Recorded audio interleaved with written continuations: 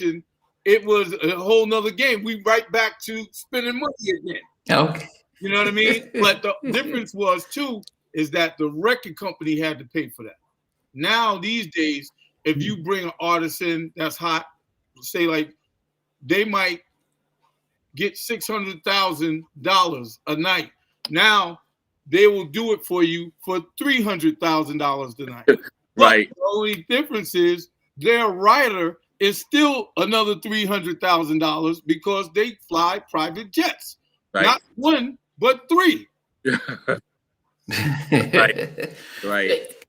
Jimmy, when you think of, as I said, with Alan Guy blowing up as it is, how hard was it then, as I said, when you think of Big Time, when it came out, Teddy was able to do We've Got Our Own Thing, which was a major, I mean, I think G Wiz said he loved that compared to Somebody For Me, but it was the New Jack Swing type of, it was a very different type of beat and very grimy New Jack stuff.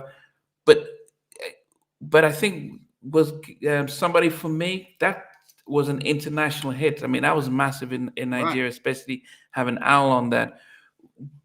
For you, Eddie, as being producing the album, did you have a preference as to which single came out first, or did Jimmy, who makes that decision for that?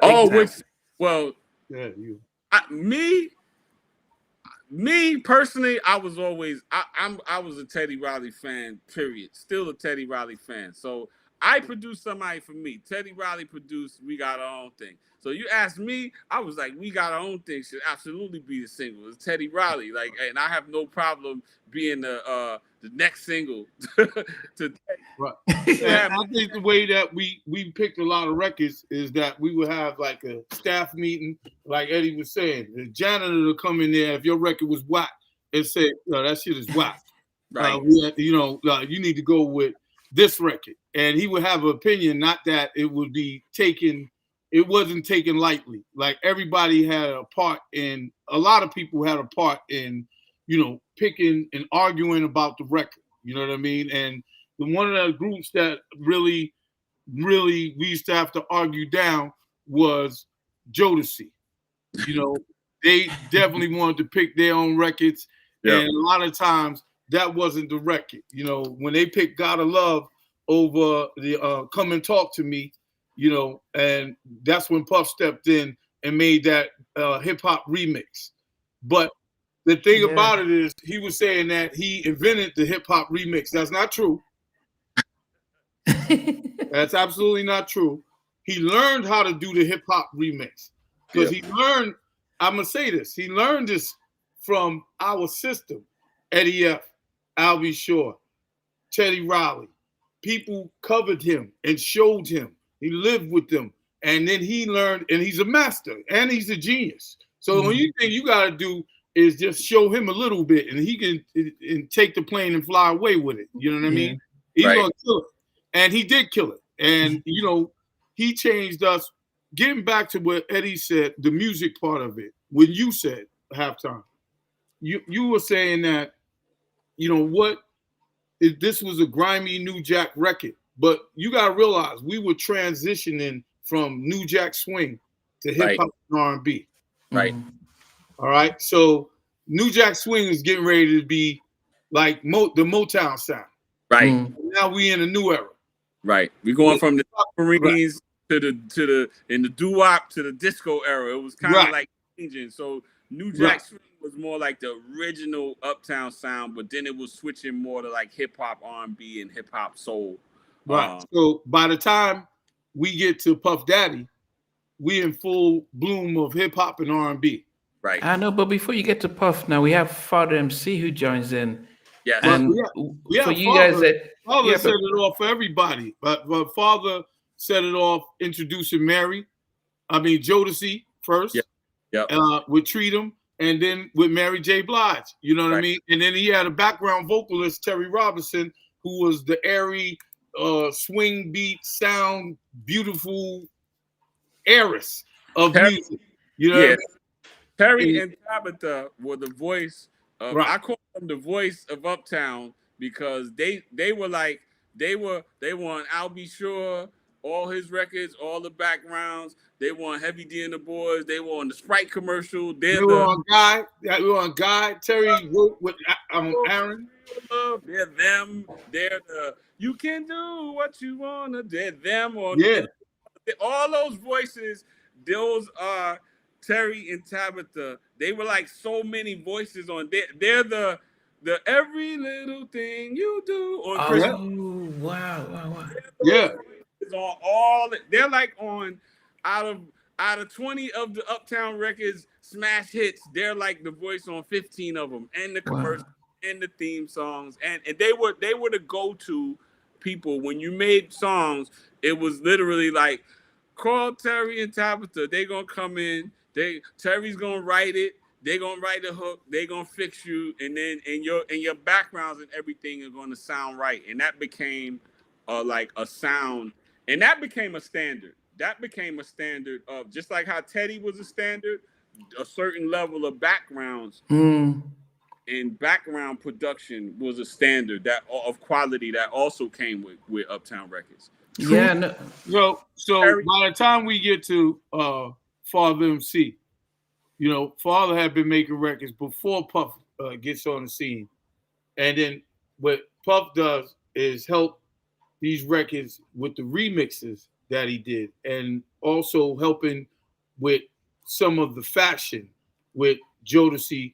And it's not only Puffy, it's Sybil and it's Misa as well, assisting him and giving him ideas because they're studying the street. Our whole thing is about from the street to the boardroom, from Harlem to Hollywood. That's how we get down. And we're unapologetic about who we are because we're not just street people that ain't educated. We have a clean-cut, educated look. It's very different than everybody else. Heavy D was making records with Stevie Wonder, Michael Jackson, Janet Jackson, and people that would normally damn near didn't like rap music. Right. Yeah, but Eddie, was Father MC not I wouldn't say a rival to Heavy D and the Boys. I mean, it just seemed like you had two hip hop artists on the same label. Did it just seem like no, not a rival? And also, I worked with Father. Like I did like One Night Stand and a lot of the songs on that album, or Close to You. It wasn't a rivalry.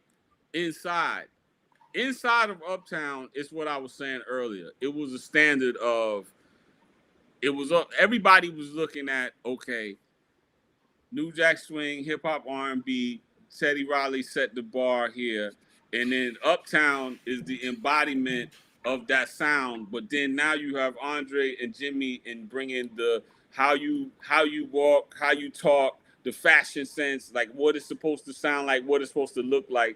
And now you bring all that together. And then it was really us against everybody else. Because at one point, what was happening was every time Uptown put out something, the whole industry they were still trying to catch up from the last thing. So it was like, hey, I'll Be Sure's out. Everybody's trying to see if they can find an I'll Be Sure. It's like, good luck. Guy's out. Okay, everybody's trying to find a guy.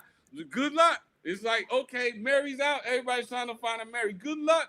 Then it's like, oh, we didn't even catch up. We didn't even find a guy yet. And then here comes Jodeci. It's like, you didn't even find a guy. And now we got. Like, and then we had all artists that never made it to the forefront that were superstars. Yeah. And, like I see the young person on here. They said, like, Key West, Kyle's group. With what happened to that? Yeah, what happened to Key West? It just never materialized because we had so many powerful groups at the time. It's hard to schedule all that. We basically took over MCA's scheduling of all their other groups. Like we moved their group. They had to be pushed back. We had so many. So they had to still have room for them because right now we're starting to basically take over the joint. Right. And regardless, they had to slow us down with Bobby Brown. Right. And there were I always say Uptown Records had the dopest roster of people that didn't even get to come out, which was like you had like Fully. You had Anthony Hamilton, you had Key West, Nesto, Andre Wilson, and these are like, yes, these are not these. Crystal Johnson, Tammy Lucas. Yes, and I like these artists on another label they're like the superstar. The premiere like artists coming out immediately on Uptown. It was so crowded, like Jimmy was saying, it was hard to come out. You know, and I don't know how many people, for example, and it was painful too. It was painful for these people not to come out. It was painful for Vanessa Sinquist not to go forward. You know, on our roster. It's painful. Like I, you know, literally cry over that, and because they were like my children. I brought them around the world. I executive produced their first album that didn't do anything, and I went and got Eddie and Said G, two very different styles of producers, and they didn't support it, but I supported it. Like even a lot of times when records didn't work, even with Heavy, when he had the Blue Funk album, and there was a record that Andre didn't want to go any further with that album. You know, we had put out 2 singles. He didn't want to go any further with that album. I think that was your lowest selling album, right? Hey guys, thanks for watching. Thanks for being a part of Halftime Chat. Please remember to subscribe, share, and comment. But most importantly, why don't you become a member of Halftime Chat? We've got amazing videos, amazing perks, and being able to support the channel. But anyway, thanks for watching. Take care. I never participated in that category. And somewhere in between us for even loving us, on which I didn't miss you. What was it like growing up? She's still making an impact on 4 houses down. I have a couple of pieces. trying to get this one and that one. That works for you, but just for me, No, okay. They don't understand what Jonas Boyz winning Oscars. Play it. And all these guys, they all work together. I mean, I love all different genres.